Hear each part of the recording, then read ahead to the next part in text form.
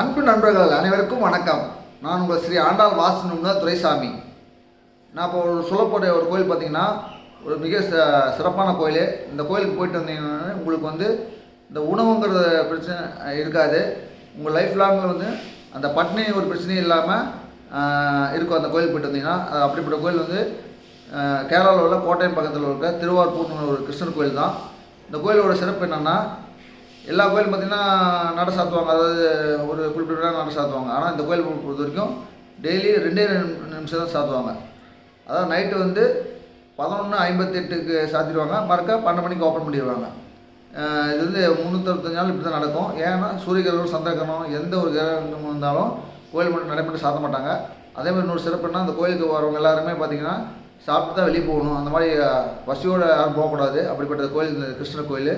உங்களுக்கு வாய்ப்பு கிடச்சின்னா அந்த கோயில் போய் பாட்டுவாங்க. நான் அதோடய விளக்கத்தை டிஸ்கிரிப்ஷனில் நான் போடுறேன். நீங்கள் அந்த லொக்கேஷன் போடுறேன்.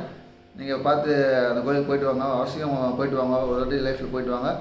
லைஃப் லாங்கில் இந்த உணவுக்கான ஒரு பிரச்சனையும் இருக்காது. நல்லா சிறப்பாக இருக்கும். நன்றி, வணக்கம்.